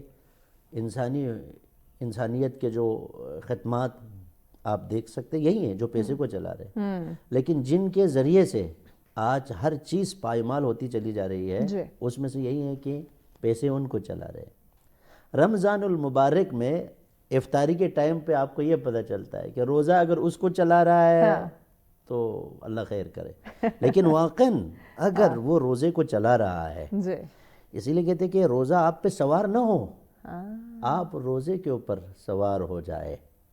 روزہ ایک مرکب ہے. ہاں تجھے گھڑ سواری آ جائے، تجھے لگام کے اندر اس کی سپیڈ کا اندازہ ہو جائے، تم نے کس موڑ پہ کہاں پر کدھر سے، کس نہر سے، کس پہاڑی سے، کس اوٹ سے، کس نشیب سے، کس فراز سے نکلنا ہے، تمہارے کنٹرول، لگام تمہارے ہاتھ میں ہے. یہ بات ہے. لیکن ہے تجھے مرکب وہ جو تجھے منزل تک پہنچائے گا. کیا بات. تو یہاں پر ہے کہ اس سواری پہ ہم لوگوں کو پروردگار عالم نے بٹھایا ہے سحری کے وقت، اچھے وقت میں، خالص وقت میں، پاک و صاف وقت میں، جو تمام خلق خدا جب سو رہی ہو تو تجھے بہت عزت و کرامت کی ذات. اسی لیے اللہ کے رسول نے فرمایا جعلتم فیہ، ہاں جی اس میں قرار دیا ہے من اہل کرامت اللہ، تجھے اس مہینے میں اہل کرامت بنایا ہے. کرامت کا مطلب کیا ہے؟ تم معجزہ کر سکتے ہو. یہ جو سحر جو ہے، میں معذرت چاہتا ہوں، یہ جو سحر سحر سے ہے، اس کا جو مادری جو ایک اعتبار سے ہے وہ جڑتے ہیں. سحر سحر سے ہے، یہ لفظ جو آپ سین ہا راہ نہیں ہے، اس کے اگر آپ مصدر میں چلے جائیں تو اس کے اندر بڑے کنیکشن ہیں. جس طرح سحر کرنے سے لوگ یعنی مٹی کو سونا بنا دیتے ہیں، اسی طرح تو اپنے وجود کو جو خاکی ہے رمضان میں عرشی بنا سکتے ہو. بے شک ایسے ہی تم قیمتی بنا سکتے ہو، تم اہل کرامت بن سکتے ہو، تم خود معجزہ کر سکتے ہو، کرامت کر سکتے ہو. کوئی شک. لیکن ہمارے تو مائنڈ سیٹ بنا ہوا ہے کہ بھئی روزہ ہے. لہٰذا معذرت کے ساتھ اب بیچارے دسترخوان پہ بچے آ جاتے ہیں تو ماں کہتی ہے بچو بچو بچو بچو، طوفان آ رہا ہے. بھئی وہ سمجھ رہے یار یہ والد صاحب روزہ نہیں رکھا ہوا ہے، پتہ نہیں ان کے اوپر ہماری خیر نہیں ہے. لہٰذا بچوں کو ڈانٹنا یا کچھ بچوں کو بھئی بھاگو تم لوگ روزے سے نہیں ہیں، تو اب وہ بچہ، اب فرض کیجئے میں اسی کنڈیشن میں بڑا ہو کے آ رہا ہوں. آج روزہ جو آپ نے کہا کہ یہ کیوں جھگڑا ہو رہا ہے، تو یہی بچہ دسترخوان پہ بچپنے میں ماں باپ کی لڑائی کو دیکھ رہے ہوتے ہیں، اس کے غصے کو دیکھ رہے ہوتے ہیں، ٹھیک ہے نا جی. تو وہی بچہ آج باپ کی صورت میں ہے، تو پھر وہی ہے اندر سے روزے میں وہ بچپنا ہے اس کا. معذرت چاہتا ہوں. اسی لیے میں یہ بہت اہم پیغام بتانا چاہتا ہوں. امام سجاد علیہ الصلاۃ والسلام فرماتے ہیں کہ جہل کا ایک مقابل نہیں ہے. جہل کا ایک مقابل نہیں ہے، وہ علم نہیں ہے. جہل کے 4 مقابل ہے. ہم کہتے ہیں نا جاہل اور عالم، نہیں، کبھی کبھار جہل کا جو مقابل ہے وہ عقل ہے. جیسے امام خمینی رضوان اللہ تعالیٰ علیہ نے ایک کتاب لکھی عقل و جہود. مطلب یہ ہے کہ کبھی کبھار بڑا پڑھا لکھا بندہ ڈاکٹر ہوتا ہے، پروفیسر ہوتا ہے، عالم ہوتا ہے، بہت پڑھی لکھی، مثال کے طور پر ماں ڈاکٹر ہوتی ہے، لیکن دسترخوان پہ بس وہ اس طرح جیسے ڈاکٹر ہی نہیں ہے، پڑھا لکھا ہی بندہ نہیں ہے. کہہ رہے امام علیہ الصلوۃ والسلام فرماتے ہیں پروردگار، بہت خوبصورت جملہ ہے، پروردگار میں اس جہل سے پناہ مانگتا ہوں جس کے ذریعے سے میرا صبر اور حلم تباہ ہو جائے. دن بھر روزہ رکھا ہے 14-15 گھنٹے، اور آخر میں جس ٹائم پہ اس کو شیلڈ ملنے والی ہے، تمغہ دینے والا ہے، اسی ٹائم پہ شیطان آ جاتا ہے. وہ جو پہلے کے جو دلدل میں ہے اسی پانی کو کہتے ہیں نا، وہ تالاب کو گردآلود کرتے ہیں تاکہ یار مجھے مچھلی نہ ملے تو کسی اور کو بھی نہ ملے. وہ شیطان یہی کرنا چاہتا ہے فائنل ٹائم میں، کیونکہ میں خدا کی درگاہ سے، لیکن ہم وہ کھو دیتے ہیں. میں کیونکہ خدا کی درگاہ سے رجیم ہو چکا ہوں، یہ خدا کی درگاہ میں عزیز ہونا چاہتا ہے. وہ اب تالاب کو کیا کرتے ہیں جی، گردآلود کرتے ہیں تاکہ مچھلیاں وہ پکڑ نہ سکے. تو کہہ رہے کہ خدا کے لیے بچے اور آپ تجربہ کریں. اس میں ہم بہت ساری چیزوں میں تجربہ کرتے ہیں، لیکن اس میں تجربہ کرنے کے لیے تیار نہیں ہے. اسی طرح جیسے آپ نے فرمایا ٹریفک میں، راستوں پہ، چوراہوں پہ، چوک پہ، سگنل پہ، گھروں میں، ٹیچر حضرات سے میں معذرت کے ساتھ، سحری اگر نہیں پکائے تو پھر بس بچوں کی خیر نہیں ہوتی ہے، پورا موڈ خراب چلا جاتا ہے. تو لہٰذا وہیں عرض کا یہ بھی ایک جہالت ہے. اس جہالت کو دور کرنے کے لیے پروردگار عالم نے اسی روزے کے ذریعے سے آپ کو ایک سپر قرار دیا. یقیناً ناظرین، ہمیں انہی چیزوں کو سمجھنے کی ضرورت ہے کہ ہم نے روزے کی روح کو سمجھنا ہے، ہم نے اس کے برکات کو، اس کی اہمیت و فضیلت کو سمجھنا ہے. مزید گفتگو کو آگے بڑھاتے ہیں، لیکن اس سے قبل ہم قاری انعام الحق صاحب سے درخواست کریں گے کہ نعت رسول مقبول صلی اللہ علیہ وسلم پیش کیجیے. بسم اللہ کریں. میرا گدا میرا منگتا میرا غلام آئے، خدا کرے کبھی طیبہ سے یہ پیام آئے. میرا گدا میرا منگتا میرا غلام آئے. میرا گدا میرا منگتا میرا غلام آئے، خدا کرے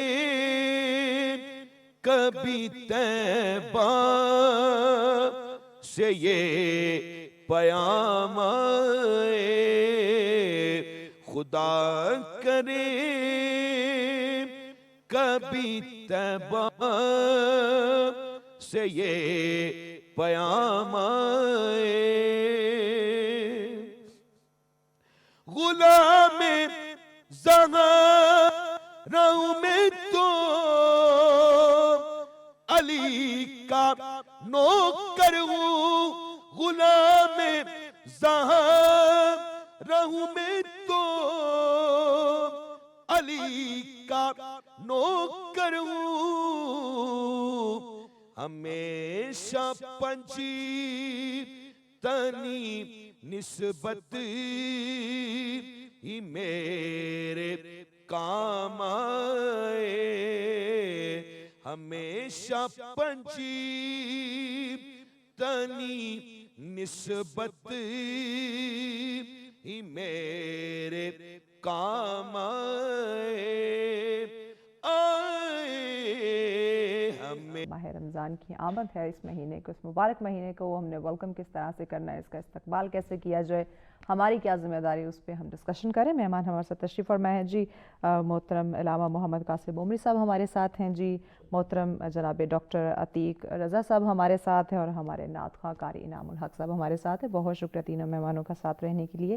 جی جناب محترم ڈاکٹر عتیق رضا صاحب آپ کی طرف آتے ہیں. بریک سے قبل ہم عمری صاحب سے بات کر رہے تھے روح کی، جو روزے کی روح ہے اور کس طرح سے ہم نے اپنے معاملات کو درست کرنے. ایک اور چیز میرے مائنڈ میں آئی ہے غصے پہ، چونکہ ہم بات کر رہے تھے کہ افطار کے قریب جیسے ایک وقت آتا ہے تو ہم آگ بگولا ہو جاتے ہیں، کسی کی بات ہمیں برداشت نہیں ہوتی، روڈ پہ جا رہے ہیں تو کوئی ہارن دے دے تو ہمیں بڑی تکلیف ہونا شروع ہو جاتی ہے، لڑائی جھگڑا شروع کر دیتے ہیں، یا افطار کے لیے لیٹ ہو رہے ہوں تو ہم نے بس روڈ پہ ایسے گاڑی بھگا رہی ہو رہی ہے جیسے کوئی آگے تو کوئی اور انسان ہی نہیں ہے.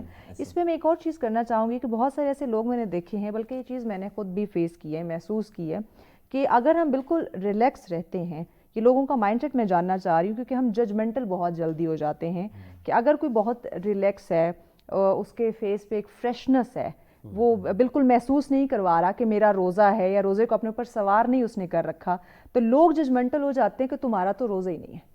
اب یہاں آپ کیا کہیں گے؟ دیکھیں کوٹیشن ہے کہ your belly controls your brain. آپ کا پیٹ آپ کے دماغ کو کنٹرول کرتا ہے.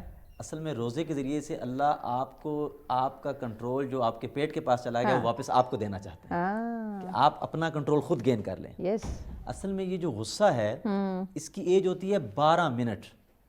یعنی کہ جب آپ کی باڈی میں کوئی بھی کیمیکل چینج آتی ہے ڈیو ٹو ایکسٹرنل فیکٹر، کہ مجھے کسی نے کچھ کہا اور میں نے اس کو مائنڈ کیا، جب مجھے غصہ آیا تو اب وہ کوئی بھی ایسی چیز جو ناخوشگوار ہے جو بھی میرے آؤٹ آف اٹ. اصولی طور پر تو اچھا طریقہ یہ ہے کہ میرے پاس میرا کنٹرول ہو، لیکن ہمارے ہیں کیونکہ ہمارا کنٹرول دوسروں کے پاس ہے، مطلب ہم ریموٹ ہم نے دوسروں کو دے دیے ہیں. اوورآل نئے جدید انسان کے ساتھ یہ بھی ہوا ہے. تو وہ جو ہے جب آپ بیلی کو کنٹرول کر لیتے ہیں تو آپ کی جو انٹسٹائن ہے، جو آپ کی گٹ ہے، اس کی لمبائی ہے 24 فٹ سے لے کے 30 فٹ تک. جب وہ خالی ہوتا ہے تو اس کا مطلب ہوتا ہے کہ آپ جو اوریجنل ہیں، جو جینون ہیں، اس پر آپ آ گئے ہیں. اگر آپ سے سیلف کنٹرول نہیں ہو رہا، آپ کا ٹیمپرامنٹ کے ایشوز آ رہے ہیں، اس کا مطلب ہے کہ آپ کی پرسنالٹی میں ابھی سیلف اویئرنیس، آپ کا سیلف کنٹرول، وہ اس میں کہیں پرابلم ہے. جو روزے کے مقاصد ہیں، میری بات ویسے تو اللہ کا امر ہے، اللہ کے امر کے لیے حکمت لازمی نہیں ہوتی، لیکن پھر بھی ایک اس کا آبجیکٹیو ہوتا ہے کہ اس سے یہ اچیو ہونا چاہیے. تو ہمیں اس کا جائزہ لینا چاہیے کہ اگر میرا غصہ میرے کنٹرول میں نہیں ہے تو روزے کا حقیقی فائدہ میری ذات تک پہنچ نہیں رہا. اور پھر میری جو اوریجنل پرسنالٹی ہے وہ اصل میں تو معاملات سے ہے. یعنی کہ میں چاہے میرا جو بھی حلیہ ہو، جو بھی میرا ایک ظاہری ایک نظر آئے، لیکن جو پرسنالٹی کی ڈیفینیشن ہے وہ تو یہی ہے کہ جب جو میرا عمل نظر آئے گا سوشل بیہیویئر میں وہ میری اصل ہے، وہ روڈز پر ہی نظر آتا ہے، وہ اپنے سے کمزور لوگوں کے سامنے نظر آتا ہے، وہ تنہائی میں سامنے آتا ہے، وہ لوگوں کے سامنے تو شاید سمجھ نہیں آتی ہمیں. اللہ اکبر. لاسٹ رمضان کی بات ہے کہ افطاری کے لیے بندہ لیٹ ہو رہا تھا تو اب سامنے اس کے کوئی بائک تھے، اس نے ہارن دیا نہیں، اس نے فوراً راستہ دیا، اس کے پاس پسٹل تھا، اس نے فائر کر دیا. تو یہ ہمارا جو ہے برداشت کا یہ ہماری حد ہے، اور ساتھ ہی ساتھ پھر ہم بڑی جلدی ججمنٹل ہو جاتے ہیں. جی جناب محترم محمد صاحب آپ کی طرف آتے ہیں. اب یہ سوال بھی بڑا عام ہے ہمارے ناظرین کے لیے، کیونکہ ہم خود سے ہی چیزوں کو دیکھ رہے ہوتے ہیں کہ ہمیں روزہ رکھنا ہے نہیں رکھنا، کن حالات میں ہمیں معاف ہے، کن حالات میں جو ہے وہ ہم اس کا جو بعد میں یعنی کہ روزہ رکھنے کے لیے کہا جاتا ہے. اب وہ کون سے لوگ ہیں جو رمضان مبارک میں روزے رکھ سکتے ہیں، اور کون سے لوگ ہیں کن کو کس حالت میں جو ہے وہ روزے معاف ہیں یا بعد میں رکھنے کا حکم ہے؟ بہرحال آپ کی اس سوال سے پہلے والا سوال بہت اچھا سوال تھا اور ڈاکٹر صاحب نے بہت اچھا بیان کیا، لیکن میں اس کی طرف اشارہ کر کے پھر وہ آپ جی ضرور کیونکہ وہ ایک اہم سوال ہے. بالکل ضرور. کیونکہ جیسے آپ نے فرمایا کہ کبھی کبھار انسان کے اس عمل سے انسانوں کی جانوں کی ضیاع کا خطرہ ہو جاتا ہے. یہ بات بالکل ایسے. اور خدا نخواستہ اگر روزے کے عالم میں اگر کوئی کسی کو مارے، جس طرح کہتے ہیں کہ روایت کے اندر یہ ہے کہ اگر کوئی نماز پڑھے عام حالتوں میں تو ممکن ہے کہ اللہ اس کو ثواب دے، ممکن ہے نہ دے، کیونکہ آپ کے اوپر واجب ہے، آپ ڈیوٹی دے رہے ہیں. لیکن یہ روایت کے اندر موجود ہے کہ اگر کوئی ماہ مبارک رمضان میں اگر نماز پڑھے تو عام دنوں کے اعتبار سے اسے 70 برابر ثواب عطا کرتا ہے. من تلا. اسی طرح قرآن مجید کے اندر بھی ہے کہ اگر ایک آیت کی اگر آپ تلاوت کرو گے تو پورا ختم قرآن کا ثواب مل جاتا ہے. سبحان اللہ سبحان اللہ. اور یہاں پر بھی یہ ہے کہ اللہ نہ کرے کوئی اس مہینے میں غلط کام کرے تو اس کا عذاب بھی بڑا ہوتا ہے. اللہ اکبر، اللہ اکبر. یعنی کہ اگر ثواب دگنا ہے تو گناہ بھی دگنا ہے. اللہ اکبر، اللہ نہ کرے کوئی، میں ہماری زبان کٹ جائے، کوئی بندہ باہر گناہ کرتا ہے، ہوئے ہوئے ہوئے، لیکن اگر وہ گناہ وہ مسجد میں جا کر کرے، اللہ اکبر، اللہ اکبر. اب معذرت کے ساتھ ایک آدمی، خدا اس کو دیکھے، ایک روایت بیان کر رہا ہوں، اس حد تک خوبصورت روایت ہے. میں سوچ رہا تھا، میں ابھی چند دن پہلے عمرے پہ تھا، ماشاءاللہ. وہاں پر جب تلبیہ پڑھتے ہیں، لبیک اللہم لبیک لا شریک لک لبیک، یہ جو لبیک ہے اس کا ترجمہ ڈاکٹر صاحب ہم سب جانتے ہیں. لبیک یعنی اے پروردگار میں مکمل حاضر ہو چکا ہوں، بے شک. یعنی میں نے اپنے بچوں کو، زندگی کو، گھر کو، دیار کو، وطن کو سب چھوڑ کے تیرے پاس آیا ہوں، حتیٰ میرے تن پہ جو پیراہن ہے اس کو میں نکال دیا. ہائے ہائے، وہ پسندیدہ جوتے بھی اتار دیے ہیں، وہ پسندیدہ زیور بھی اتار دیے ہیں، 31 چیزیں حلال ہیں ان سب کو حرام قرار دیا ہے. کیوں؟ اس لیے کہ تیرے سامنے حاضر ہونے کے. خدا دیکھتا ہے کہ یہ سب کچھ چھوڑ کے آیا ہے. اب آپ سن لیجئے، وہ حاجی ہے، لیکن رمضان میں مومنین واقعاً آپ کنٹرول کریں. واقعاً روزے کی ہر آدمی تو حج پہ نہیں جا سکتا ہے. کیا خیال ہے جی؟ ہر آدمی تو مکہ تو نہیں جا سکتا ہے. استطاعت ہو تو پھر وہ لوگ جائیں گے، لیکن خدا نے حج کی استطاعت کے بعد جو ثواب کا جو معیار دیا ہے وہ رمضان میں دیا ہوا ہے. سبحان اللہ. یعنی دیکھیں، حج میں بھی میں کمپریزن نہیں کر رہا ہوں، حج میں بھی ایک چیز ہے استطاعت، مالی ہے. رمضان میں بھی ایک استطاعت ہے، وہ جانی ہے. یعنی آپ کی جان کے اندر یہ صلاحیت موجود ہو تو پھر آپ روزہ رکھیں گے نا. چھوٹا سا بچہ ہے، وہ تو آپ تو روزہ نہیں رکھیں گے. نہیں رکھ سکتا. ہاں. اب تمہارے اندر یہ صلاحیت آ گئی ہے روزہ رکھنے کے لیے، اس صلاحیت کے مطابق پروردگار عالم تجھے یہ چیز عطا کر رہا ہے. تو فرماتے ہیں کہ وہاں پر حاجی کہتے ہیں لبیک، یہاں پر اللہ کے رسول فرماتے ہیں کہ جب کوئی بندہ وَيُلَبِّيهِمْ إِذَا نَادَوْهُ، جب وہ لوگ ندا دیتے ہیں تو پھر خدا یہ کہتے ہیں کہ اے بندہ میں حاضر ہو گیا ہوں، تو کیا چاہتا ہے؟ سبحان اللہ، سبحان اللہ، سبحان. یعنی حاجی حج کے موسم میں لبیک کہتا ہے، رمضان میں خود خدا بندے سے کہتا ہے لبیک میں حاضر ہوا ہوں. کیا بات. اب آپ اندازہ کر لیجیے کہ خدا حاضر ہو سبحان تو جبرائیل کس طرح حاضر نہیں ہو سکتا. ہائے ہائے. یعنی 1,24,000 انبیاء ما سلف، شہداء، صدیقین، تمام چیز خدا کے ساتھ جڑے ہوئے ہیں. بے شک، بے شک. تو اگر واقعاً اگر تو رمضان کی طرف آ جائے تو اس پیراہے میں آپ ہمیں سوچنے کی ضرورت ہے. تو لہٰذا اسی لیے آیت مجیدہ کے فائنل میں آپ دیکھ لیجیے، روزے کا مقصد روزہ نہیں ہے. روزے کا مقصد ایک بھوک کی حالت کو پیدا کرنا نہیں ہے. یا ایھا الذین آمنوا کتب علیکم الصیام کما کتب علی الذین من قبلکم لعلکم تتقون. ہدف روزے کا تقوی ہے. تقوی وقا یقی کا لفظ عربی میں کیا ہے؟ سپر کو کہتے ہیں. کوئی بھی آپ کو دنیا کے اندر ایسا جنگجو اگر ملے جس کے ایک ہاتھ میں تلوار ہو، دوسرے ہاتھ میں توق نہ ہو، تو کہتے ہیں یار یہ بڑا بیوقوف ہے. امیر المومنین جیسے ہستی کے پاس زرہ اور توق تھے، اگرچہ ہاتھوں میں ذوالفقار. توق کا مطلب وقا یقی، یعنی جس سے دوسروں کے وار بچے، اپنے آپ کو بچائے، اسے کہتے ہیں وقا یقی. یعنی اس روزے کے ذریعے سے شیطان نفس کے حملوں سے اپنے آپ کو بچانا، بالکل. اس عبادت کے ذریعے سے آگے بڑھنا. یہ بس یہاں پر تقوی کا جو اصل روزے کا جو ہدف ہے وہ تقوی ہے، اور اس کے ذریعے سے آپ نے اپنے آپ کو بھی بچانا ہے، دوسروں کو بھی بچانا ہے. بالکل ایسا. اور جو آپ نے سوال کیا ہے اس کی طرف میں آپ کی خدمت میں عرض کروں. جی ضرور. وہاں پر تو پھر واضح طور پر پروردگار عالم نے قرآن مجید کے اندر بھی فرمایا کہ فَمَنْ كَانَ مِنْكُمْ مَرِيضًا أَوْ عَلَى سَفَرٍ فَعِدَّةٌ مِّنْ أَيَّامٍ أُخَرَ.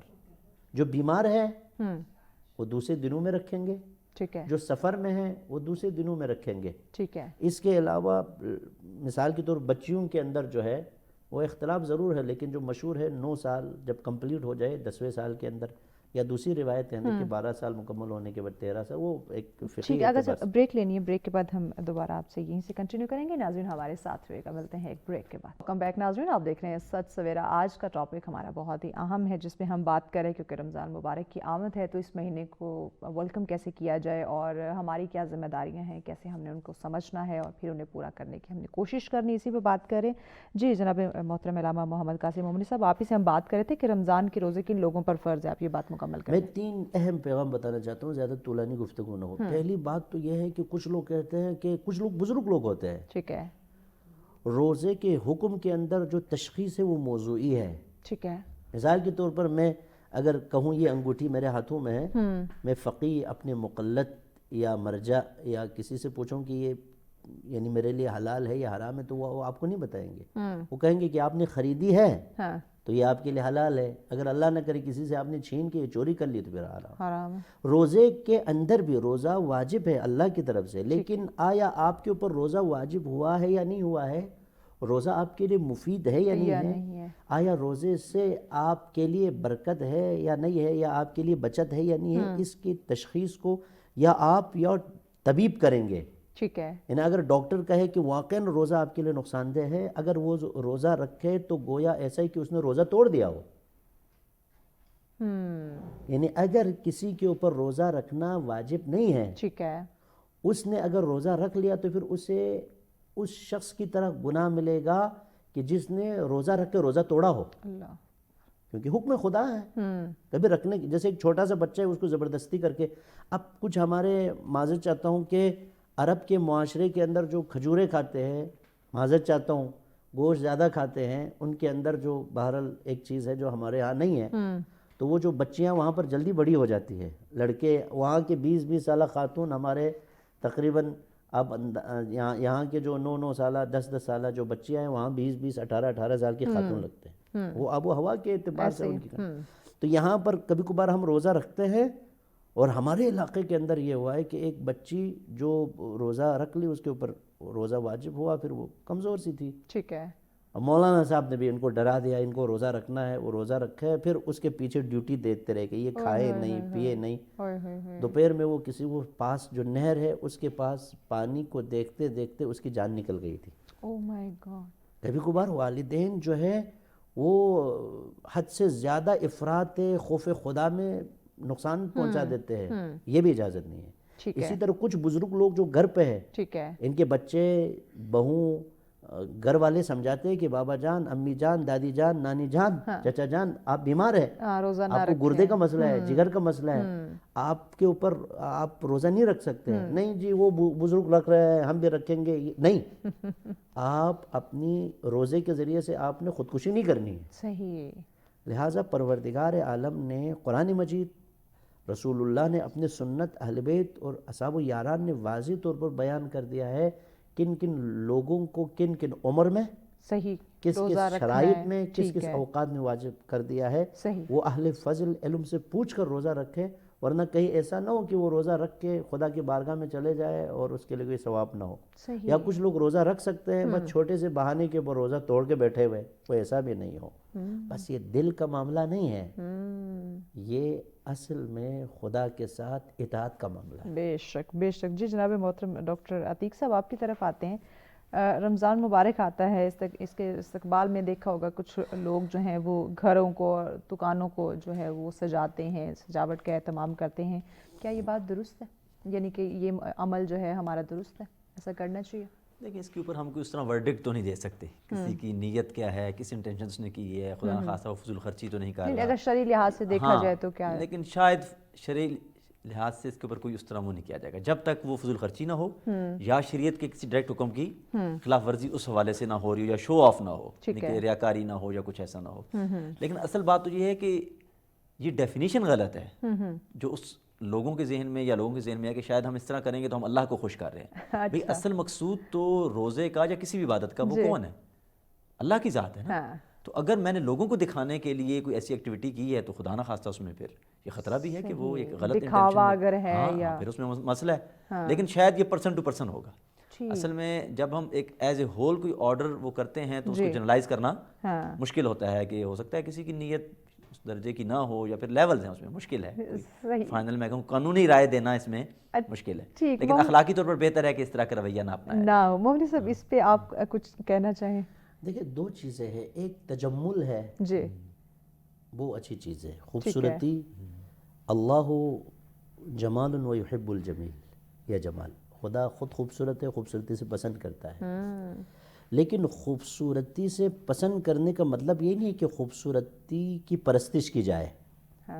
یعنی مسجدوں کو, امام بارگاہوں کو یا کسی بھی جگہوں کو اس طرح خوبصورت کی جائے کہ بس وہ اس کی پرستش میں لگ جائے. مطلب یہ کہ اس حد تک اس کی تزئین و آرائش کی جائے, حتیٰ زمان آخر میں اللہ کے رسول کی طرف سے روایت موجود ہے, آخری زمانے میں یہ ہوں گے کہ نماز پڑھنے والوں کی تعداد کم ہوگی, مسجدوں کے اندر زینت زیادہ بڑھ جائے گی. اسی لیے میں معذرت چاہتا ہوں, چاچا غالب روح ان کی شاد ہو, انہوں نے یہ بھی کہا کہ اس زمانے میں تو بڑی مشکلات سے پیش آئے تھے, ان کو کہا دل خوش ہوا مسجد ویرا کو دیکھ کر, میرے طرح تو خدا کا بھی خانہ خراب ہے. کہا یہ بھی کنڈیشن نہ ہو, اور یہ بھی کنڈیشن نہ ہو کہ ایک غریب آدمی مسجد میں جانے کے بعد کہ یار مسجد میں اتنے خرچ ہوئے ہیں, معذرت چاہتا ہوں کہ غریب آدمی کے گھر میں ہاں جی ایک چراغ تک نہیں ہے, مسجد کے پورے احاطے کو جلائے رکھے ہوئے روشن, چمک دھمک رہا ہے.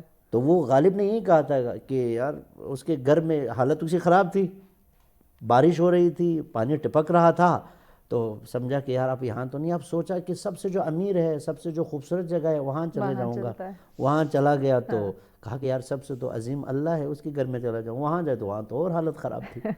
تو یہ بھی نہ ہو, اور ایسا تجمل گرائی بھی نہ ہو جس سے اندر آنے کے بعد بہت زیادہ خوبصورتی ہو لیکن نمازوں کی خوبصورتی اس میں نظر نہ آئے. ابھی آپ دیکھ لیجیے سینکڑوں مسجدوں میں کروڑوں روپے خرچ کیے ہوئے ہیں, نمازیوں کے اوپر خرچ نہیں کر رہے.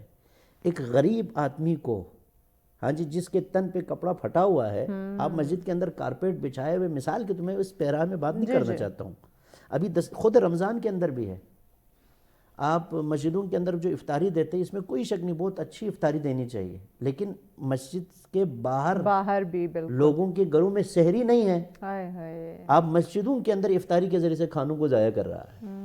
اور یا جو انشاءاللہ آگے شاید ممکن ہے کہ آ جائے دعوتوں کے اندر جو اسراف جی جی بالکل, میرا اگلا سوال یہی میں آپ سے یہ کرنے عرض والی کرنا تھی. چاہتا ہوں کہ تجمل سجانا, مسجد کو خوبصورت کرنا, مضبوطی سے بنا, اسٹرکچرک طور پر اس کی جو بنیادیں ہیں ان کو اچھی طریقے سے بنانا, یہ بہت اچھی بات ہے, لیکن اس میں تجمل گرائی نہ ہو.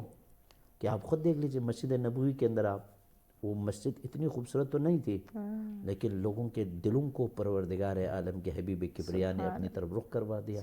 اگرچہ وہ لکڑ کے تھے اور کھجوروں کے تنوں اور ان کے شاخوں سے آپ سائے فگن تھے, لیکن آپ دیکھ لیجئے وہ مسجد دنیا کے اندر کیا معجزہ کرتی. اسی طرح ہم بھی آج مسجد خوبصورت ہے تو پھر اپنے کردار اور گفتار کے ذریعے سے لوگوں کے دلوں میں ایک انقلاب پیدا کرے تو پھر بہتر ہے, دور رسدائش ہوں گی. یقیناً جی. محترم جناب ڈاکٹر عتیق رضا صاحب آپ کی طرف آتے ہیں. دعوتوں کا ذکر کیا ہے مومنی صاحب نے. رمضان میں یہ روزے داروں کی جو افطار پارٹیاں شروع ہو جاتی ہیں یا ہم ڈفرینٹ ریسٹورنٹس میں جاتے ہیں, بفے سسٹم ہوتا ہے, تو کیا دین اسلام میں یہ سب جائز ہے؟ جائز ناجائز تو سخت الفاظ ہیں, یعنی کہ اصل میں اس میں تھوڑا سا فک انوالو ہو جاتی ہے جب, ٹھیک ہے, لیکن اصل بات یہ ہے کہ اس کے اجر و ثواب کی اگر ہم بات کر اصل میں جائز تھوڑا نا لفظ آپ کی شاید فیلڈ نہیں ہے, لیکن یہ بڑا سخت ہو جاتا ہے لفظ. ٹھیک ہے, یعنی کہ اصل بات یہ ہے اجر و ثواب کی بات کر لیتے ہیں, اس کا کتنا ثواب ہے, ثواب کہ ہے. اس کے اندر پسندیدگی ناپسندیدگی تھوڑا سا ایک وہ پہلو جو ہے, ٹھیک ہے, کہ اللہ کے رسول نے پیٹ بھر کر کھانے سے منع کیا ہے. سمپل جو اصل اصول بھوک رکھنا ضروری ہے. ہاں, بھوک رکھنا ضروری ہے. دوسرا یہ ہے کہ ایک وقت میں پیٹ میں 2 مختلف طرح کے کھانے جمع کرنا بھی منع کیا ہے. اور یہاں تو ڈاکٹر صاحب وہ لکھا ہوتا ہے کہ 100 قسم کے ڈشز ہوں گے اس بفے میں. اس کی قیمت بھی تو ادا کر رہے ہیں نا, یعنی کہ اس کی کاسٹ ہے, ایجنگ ڈسٹرب ہو رہی ہے, آپ کی ایجنگ تیزی سے ہو رہی ہے, ٹیمپرامنٹ کے ایشوز ہیں, کیونکہ کھانے کے بارے میں یہ اصول ہے کہ کھانا ہم اس لیے کھاتے ہیں کہ ہمیں یہ اٹھائے, لیکن ویلکم بیک ناظرین، آپ دیکھ رہے ہیں سچ سویرا۔ آج کا ٹاپک ہے ماہ رمضان کی آمد ہے، تو اس مبارک مہینے کو، رمضان مبارک کو ہم نے کس طرح سے ویلکم کرنا ہے، اس کا استقبال کیسے کیا جائے، ہماری کیا ذمہ داریاں ہیں، کیا معاملات ہونے چاہیے، اسی پہ ہم بات کریں۔ جی محترم، آپ اپنی بات کو مکمل کر لیں کہ یہ جو رمضان میں ہم افطار پارٹیاں کرتے ہیں، اس کا جو ثواب۔ دیکھیں، اگر ہم ایک بات کو سمجھ جائیں نا کہ جو میرے پیٹ میں جائے گا وہ کون سا کیمیکل ہے، ٹھیک ہے، اس سے کیمیکل ریئیکشنز کیا ہوں گے، اس کا میرے برین کے اوپر، میری روح کے اوپر، میرے دل کے اوپر امپیکٹ کیا ہے، تو آٹومیٹیکلی رمضان جو ہمیں سیلف کنٹرول کھانے کے بارے میں بھی سکھانا چاہ رہا ہے، وہ کنٹرول حاصل ہونا شروع ہو جائے کنٹرول، گا۔ بالکل ایسے۔ اور دوسرا یہ ہے کہ افطاریوں میں کوئی بھی ایسی فضول خرچی، وہ حکومتی لیول پر ہو، وہ کوئی خاندانی لیول پر ہو، پرسنل لیول پر ہو، یا ایون یہ جو غریبوں کو بھی کھانے کھلانے میں جس طرح آج کل ایک ٹرینڈ سیٹ ہو رہا ہے، بیسیکلی شاید جسم کو پالنا اصل مقصود نہیں ہے، اصل ہے انسانی روح، انسانی دل، انسانی دماغ، انسانی رویے، انسانی کردار، انسانی عادات اور انسانی مزاج کو بہتر کرنا۔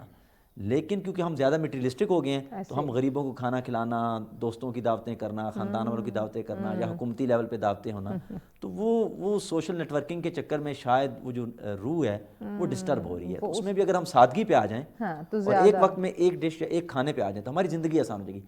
دیکھیں، میں نے اگر کسی کے پاس مہمان جانا ہے اور اس کو پتہ ہے کہ مجھے اس کی مہمانداری کرنے کے لیے کتنی تکلیف اٹھانی پڑے گی، تو میرا جانا بھی مشکل اور اس کا مجھے ریسیو کرنا بھی مشکل ہے۔ اگر ہم اپنی دعوتوں کو آسان کر لیں، خود مشکل بنا دیا ہوا ہے، کیونکہ اصل تو تعلق ہے نا، تعلق۔ ہاں، بیسیکلی تو دعوت کس لیے تھی؟ تاکہ تعلق مینٹین ہو۔ دعوت مشکل کر دی، تعلق بھی مشکل ہو بنا دیا نا، اور تعلق مشکل ہو گیا۔ اب دیکھیں نا، دعوت کرنے کے لیے اگر آپ نے دعوت کی اور آپ نے بڑی جو ہے وہ پرتکلف کی، تو مجھے دعوت کرنے مجبوری ہوگی کہ مجھے بھی، اگر سمپلسٹی پہ آ جائیں گے، لین دین کے بھی بڑے چکر ہے نا کہ اس نے میری دعوت کی ہے، مجھے افطار پہ بلایا، تو مجھے بھی رمضان میں سے بلانا ہی بلانا ہے، ورنہ وہ ناراض ہو جائے، اسی طرح کی دعوت کے ساتھ، اسی طرح، بلکہ اس سے بڑھ کے کرنی ہے۔ ہاں بالکل، تو اس وجہ سے پرابلم ہے، اس وجہ سے ہماری عورت کا روزہ خراب ہو رہا ہے۔ ہماری عورتوں کی سحری اور افطاری میں ٹائم کی جو کچن کی انویسٹمنٹ ہے، وہ ان کی روزے کی افادیت، ان کی ذاتی صحت، ان کے بچوں کے اوپر جو اثر ہے اس کو ظاہر کر رہی ہے۔ اس وقت ایوریج ایک پاکستانی عورت 4 سے 5 گھنٹے کچن کو دے رہی ہے، حالانکہ اصولی طور پر اس کو یہ وقت اپنے بچوں کی تربیت، اپنے ہسبینڈ اس کو دینا تھا۔ یہ غلط ہو رہا ہے، صحیح، یعنی کہ ہمارے کچن کو ہم جتنا ٹائم دے رہے ہیں، یہ اس کو کہتے ہیں ROI، ریٹرن آن انویسٹمنٹ، ٹھیک ہے، یہ اس کے مطابق صحیح نہیں ہے۔ ہماری عورت کو گھر میں خادمہ بنا دیا گیا ہے، اور اس میں بھی کچن میجر رول ہے۔ ٹھیک، ڈاکٹر صاحب ٹائم چونکہ شارٹ ہے، میں محترم مومنی صاحب آپ کی طرف آتے، ایک مائنڈ میں سوال آیا، انہوں نے خواتین کا ذکر کیا کہ وہ زیادہ ٹائم جو ہے اس وقت کچن میں لگا رہی ہیں، کیونکہ ہم نے رنگ برنگے ڈشز بنانے، ڈھیر سارے کھانے بنانے افطار میں یا سحر میں، تبھی وہ مکمل ہو پائے گی۔ ایک اور چیز میرے مائنڈ میں آئی ہے کہ جب ہم نے کہیں سحری کے لیے کسی کی دعوت پہ جانا ہے، یا افطار کے لیے کسی نے ہمیں افطار پارٹی پہ بلایا ہوا ہے، یا ہم خود سے ایک فیملی گیدرنگ کے لیے جا رہے ہیں، تو اس وقت ہماری خواتین کا جو پہناوا یا بناؤ شنگار، یا انہوں نے دوپٹہ نہیں کیا ہوا ہوتا، کوئی ایسے خاص ان کا کوئی پردہ نہیں ہوتا۔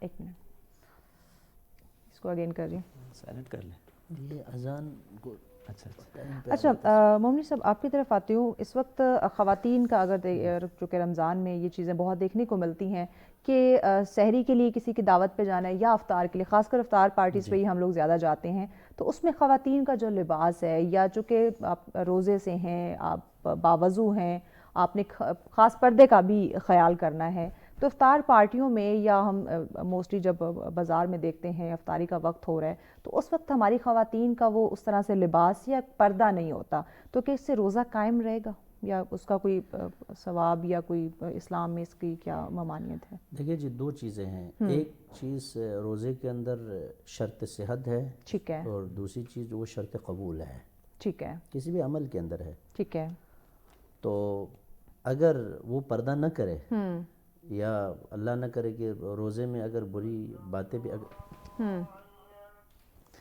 روزے میں اگر بری باتیں کرے، تو اس کا روزہ صحیح ہے، لیکن قبولیت کے اندر مشکل پیدا ہو جائے گی۔ بس شرط صحت 9 چیزوں سے بچنا ہے، کھانا پینا سونا، وہ سارے جو چیزیں بیان کر دی گئی ہے کہ 9 چیزیں ہیں، ان سے بچنا یہ شرط صحت ہے، ٹھیک ہے، لیکن شرط قبول کیا ہے؟ وہ کھانا حلال ہو جو سحری پہ کھائے، ٹھیک ہے، اچھا یہ آنکھیں آپ نامحرم سے بچا کے رکھے، یا جو تن پہ کپڑا ہے جس کے ذریعے سے نماز پڑھتے ہو وہ حلال ہو، غصبی نہ ہو، ٹھیک ہے، تو یہ جو شرط صحت ہے اس کے اعتبار سے ان کے روزوں میں مسئلہ نہیں ہوگا، لیکن شرط قبول کے اندر اب ممکن ہے کہ قبول نہ ہو. اب وہ اللہ رحمان الرحیم ہے، بعد میں قبول کرے یا نہ کرے وہ ایک الگ بحث ہے. ٹھیک ہے. تو لہٰذا اگر خواتین اس بات کو سمجھے کہ ان کے جو میک اپ کرتے ہیں یا ان کا جو بناؤ سنگار ہے اگر کسی نامحرم کو دکھانے کے لیے نہ ہو، اگر خواتین کے ہی پارٹی میں ہو تو سر پہ چادر رکھنا کوئی ضروری نہیں ہے. ٹھیک ہے. الگ ہو. لیکن ہم موسٹلی دیکھتے ہیں نا باہر ریسٹورنٹس میں جا رہے ہیں، اس صورت میں تو پھر گناہگار ہوگا، روزہ ان کا ٹھیک ہوگا، لیکن روزے کی قبولیت میں. ٹھیک. پیغام کیا دیں گے آپ ہمارے ناظرین کو کہ رمضان مبارک کی آمد ہے اس حوالے سے؟ میں یہ عرض کرنا چاہتا ہوں کہ تمام مشکلات کے باوجود، تمام پریشانیوں کے باوجود ضرور افطاری دے دے. اللہ کے رسول نے فرمایا کہ اگر کوئی ایک بندے مومن کو ماہ مبارک رمضان میں افطاری دے دے تو گویا ایک غلام کو آزاد کیا ہو. ایک انسان کو آزاد کرنا ایک کھجور کھلانے کے اعتبار سے. صحیح. دوسرے اعتبار سے پیغام یہ ہے کہ آپ نے صدقات اور خیرات اور مساکین کے لیے ڈونیشن کرنا، یہ بہت اہم ہے. یعنی کھانا کھلانا بھی ہے، کھانا کھانے کے لیے ڈونیشن بھی کرنا ہے. اور آخری جو پیغام ہے روزے کا فلسفہ یہ ہے کہ انسان 11 مہینوں کے لیے اپنے آپ کو تیار کرے، اس کے ذریعے سے وہ خدا کے خاص بندہ بن سکے. ٹھیک ہو گیا. جی محترم ڈاکٹر عتیق اظہر صاحب، آپ کا پیغام ناظرین کو؟ رمضان میں کچھ چیزیں چھوڑنی ہیں، ٹھیک ہے، اور کچھ اپنانی ہے. صحیح. چھوڑنے میں سب سے پہلے ہے اوور تھنکنگ، ٹھیک ہے، نیگیٹو تھنکنگ. alright. اس کے بعد جو ہے وہ آپ کے ڈیزائرز کو کنٹرول کرنا، خواہشات. پھر پیٹ پہ ڈائٹ پیٹرنز کو کنٹرول کرنا، ٹھیک ہے. اور پھر اس کے بعد آپ کی ٹائم کی مینجمنٹ بہتر کرنا. اور اپنانا کیا ہے؟ سب سے پہلے شکر، صحیح. پھر پازیٹیو تھنکنگ، ٹھیک. پھر صبر، alright. اور پھر جو ہے وہ لوگوں کے ساتھ ہمدردی اور غمگساری کے لوگوں کے لیے مفید بننا ہے. ٹھیک. انشاءاللہ ہمارا رمضان انشاءاللہ. بہت شکریہ معزز مہمانوں کا، آپ نے ہمیں وقت دیا.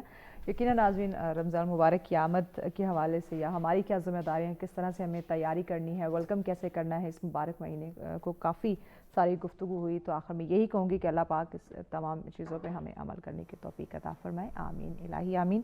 اسی بات کے ساتھ ہمیں اجازت دیجیے، لیکن جانے سے پہلے ایک اختتامی کلام ہم ضرور سنیں گے قاری انعام الحق صاحب سے. بسم اللہ کیجیے. میرے دل کی صدا پنجتن پنجتن، میرے دل کی صدا پنجتن پنجتن، دین حق کی بقا پنجتن پنجتن. سیدہ فاطمہ اور حسین و حسن، سیدہ فاطمہ اور حسین و حسن، مصطفیٰ مرتضیٰ پنجتن پنجتن، مصطفیٰ مرتضیٰ پنجتن پنجتن، دین حق کی بقا پنجتن پنجتن پنجتن کے فقیروں کو کیا چاہیے، پنجتن کے فقیروں کو کیا چاہیے، بس نجف کربلا پنجتن پنجتن، بس نجف